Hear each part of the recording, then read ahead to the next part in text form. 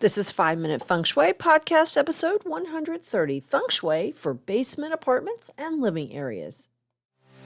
Welcome to the 5 Minute Feng Shui Podcast, where each week I talk about how to move energy and make money.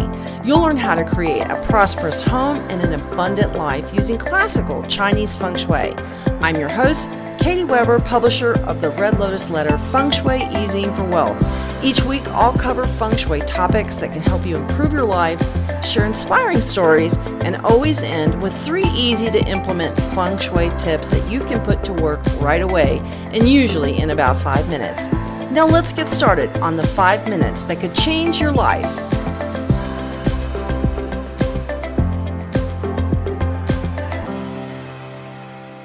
Hello, my Feng Shui friend. We are, getting started in a new week, and I hope you are having a great one. This week, my husband is going to be getting his knee replaced. 2 years ago, we went on vacation, and he started kind of limping around. He just couldn't keep up with me when we were tooling around Paris. Of course, when we travel somewhere, we'll log something like 10, maybe even 12 miles of walking in a single day. Yes, that's a lot of walking. And that includes taking trips on subways and by cabs and that kind of thing.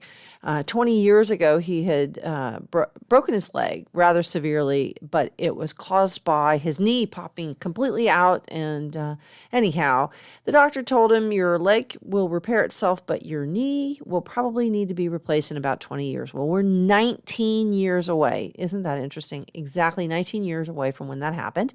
And sure enough, he started having more and more problems going up and down stairs and that kind of thing. So he's getting a knee replacement surgery, and all this while our kitchen is undergoing a renovation, but we're almost to the end. So he'll be limping into a new kitchen, hopefully very, very soon. But this is something that we kind of anticipated. What's interesting, though, is that the men are hosting the Surgery Star, and this month in May, the Surgery Star is actually in my bedroom. So the 7-star comes to the monthly Feng Shui as it changes, and the stars move around from month to month and year to year. This month, it is the Surgery Star smack in the middle of our bedroom. So here he is getting that surgery, that much needed surgery. So I think it'll be good. It'll be good that he'll be pain-free and over this, but it's kind of wild to think about his knee just being taken out and then replaced by something, like the Bionic Man or something. It just, no, that's totally dating myself, I got to say.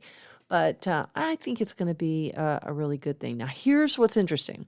So 19 years and 1 month ago, he broke his leg, and there was a solar eclipse. And it was an eclipse that was in Gemini and Sagittarius. That year, it was in Gemini and Sagittarius. I think it was in Gemini. I can't remember. Anyhow, but here we are 19 years later, and it's exactly the same eclipse in the same sign. And here he is getting that knee replaced. So, and we got Mercury Retrograde coming up at the end of May. So, what goes around comes around. Like surgeries, go figure. Anyway, but I think that's really interesting. You might want to pay attention to what happened to you 19 years ago. How was life progressing for you? Because the solar eclipses have an influence. And what's interesting to me is that it was also a time when I think we had a Mercury retrograde. I can't remember exactly, but I think it's interesting that we are having a Mercury retrograde, and he's going back and having this surgery again here at this eclipse time. And so think about what life was like for you 19 years ago, because this is an energy that you see repeats itself many times. What happened that was significant? Anything significant happened 19 years ago? I know for me, I turned 40. And that still kind of blows my mind that I've got another birthday that's coming up that is not quite that big milestone yet, but I'm still shaking my head. Can't believe I've already gotten this far so fast. And those 19 years flew. So think about what happened around that time for you. Now, speaking of going up and down stairs, if you have a basement, you know what it's like to go up and down stairs.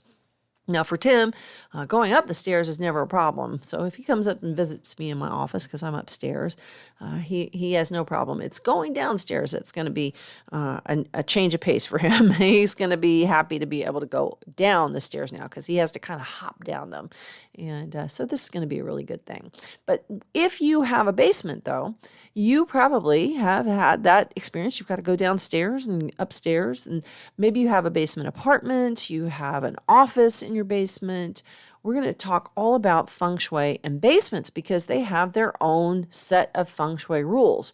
Now, basements, though they're useful, they can have some energy that's literally like the room itself in that it's below the ground, right? And there are things to contend with, like the lack of natural light, low ceilings, or maybe sometimes a little extra moisture because you're below ground. So adding the proper Feng Shui elements, if this is where you live or work, or you've got a family room down here, this will help protect your health and well-being of yourself and anyone who spends time in a basement environment.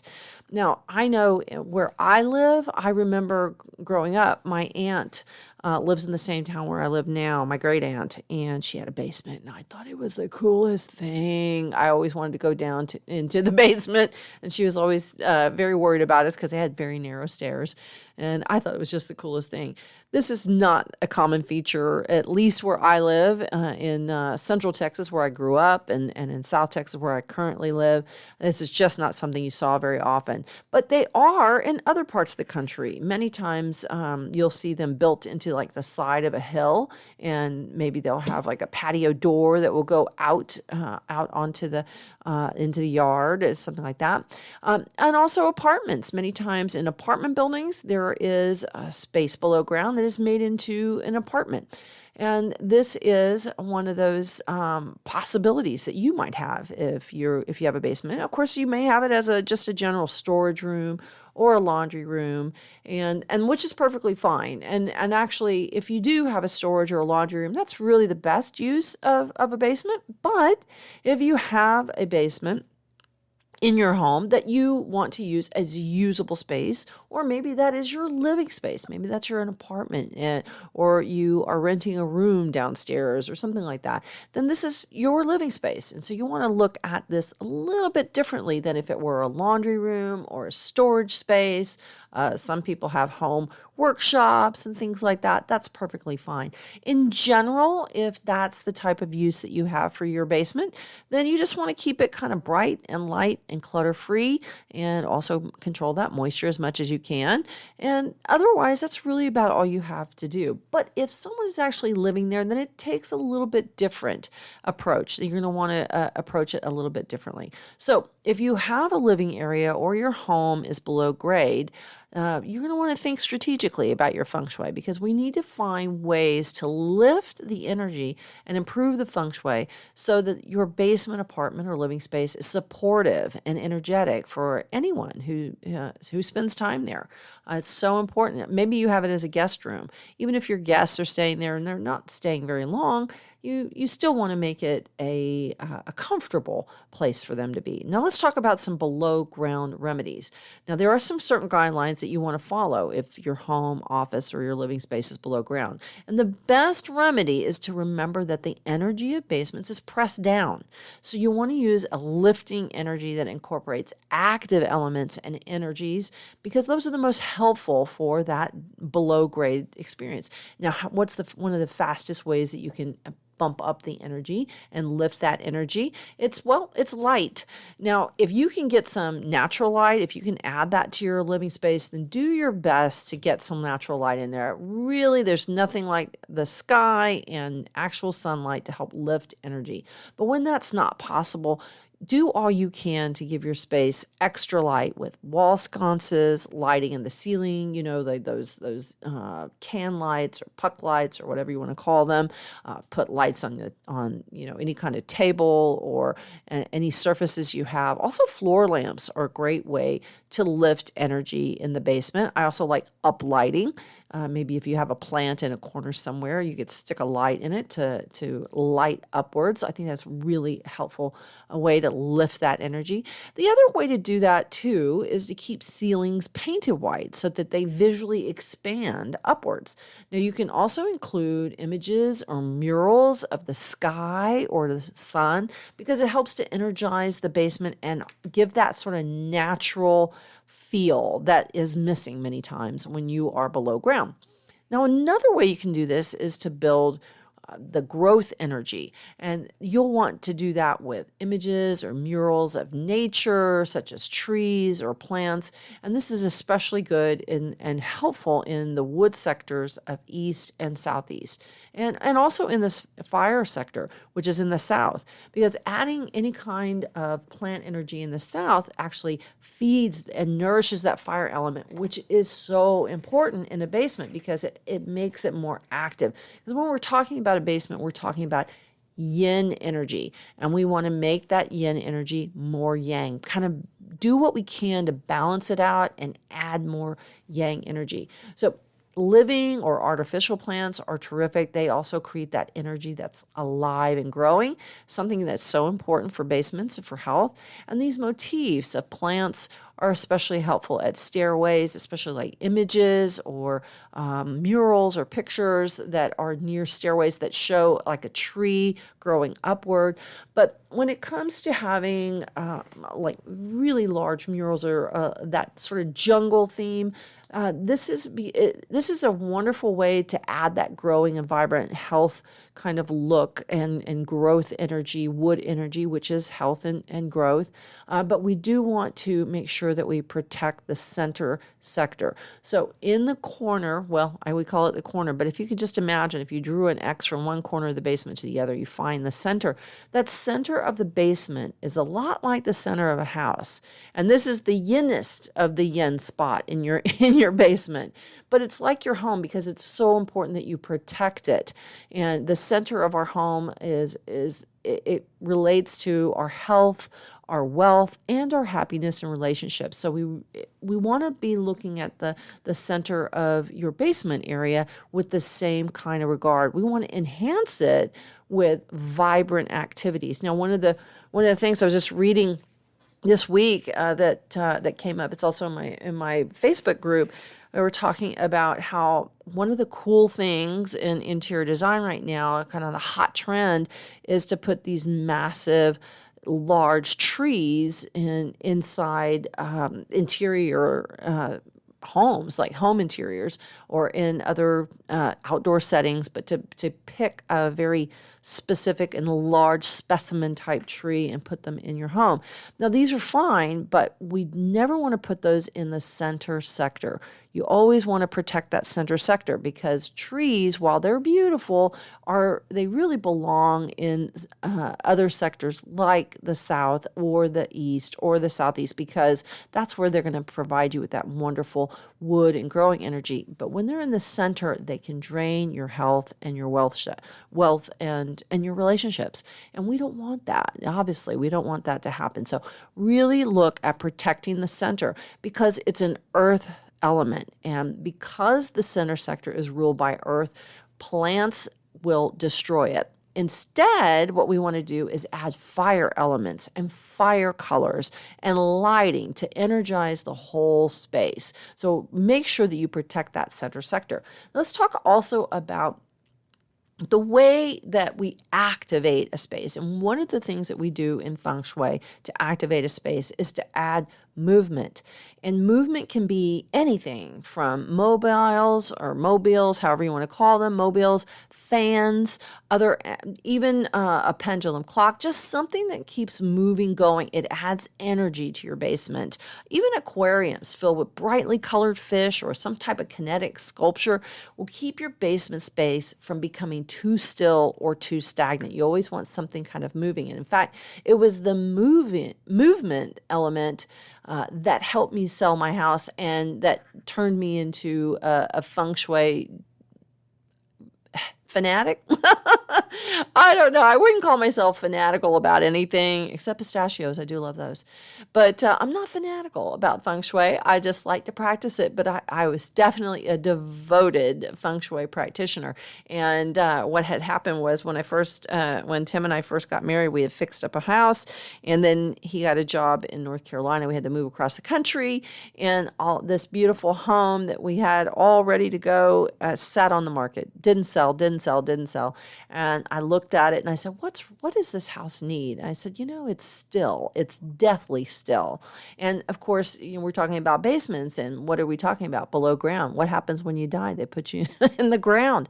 And this is why we're talking about basements. And so when I looked at that house and I saw it through feng shui eyes that it was deathly still, that's when I said, I'm going to get a pendulum clock, stick it in the middle of the house just to create some movements. And I kid you not, we had showings and offers within days, and that got my life moving. And that's when I fell in love with feng shui. So there's my little quick roundabout story about how important movement is and how important it is, especially in an underground space or below ground space. It sounds underground, sounds like you're in a tunnel or something like a gopher.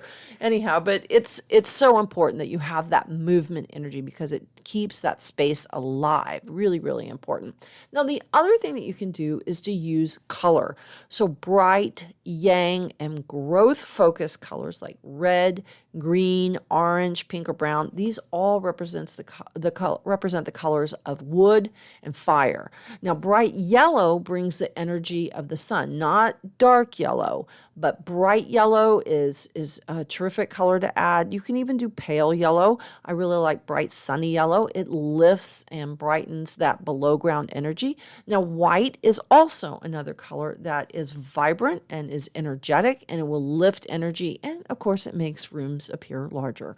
So adding extra light, adding extra bright colors, light colors, this will help to lift that energy and make you feel better if this is your living space below ground. The other thing that you're going to want to do is use yang images. So because the earth element in basements is yin, we want to add more yang energy. And yang images like figures or paintings of the sun help to lift and add more yang and lifting energy to the basement. And images that are related to the south fire element, this could be triangles pointed up, anything that is sort of pointed upwards is something that represents a fire type of energy. You could also use birds like the famous phoenix, right? The bird that rises from the ashes. If you get, and phoenix pictures are not exactly easy to find. You can also use birds like a rooster, any red colored bird, cardinals. You can use even images of peacocks would be perfectly fine. They are good stand-ins for a phoenix, which are not always so easy to find. You can also use horses. Horses have a lot of yang energy and fire energy. So these are all images that lift and energize that below ground living in that basement space. And it energizes that your area, so that it gives you energy as well. Now, another trick that you can use is always to use mirrors, because mirrors often they make the room expand, which is helpful. They make you see a little bit further. You get that dimensional effect when you look into a mirror. They also double the light. They make the room appear larger, brighter. So mirrors are also a great substitute or a great addition in a basement. I like them very much, and really good to, especially if you've got like a plant. If you could put a mirror opposite a plant, then it kind of makes it look outdoorsy. Mirrors have that effect of when you look at them across a room, they kind of mimic a window. And so that's a nice thing that mirrors can do. All right, well, there you go. Basement living, what you need to do for feng shui to make your basement supportive and energetic. As always, I want to leave you with 3 tips. The first tip is add nature. Put in plenty of bright plants, maybe colorful flowers, images of nature, trees growing. The only thing is, remember not to have a whole lot of plants directly in the center because it can drain your energy.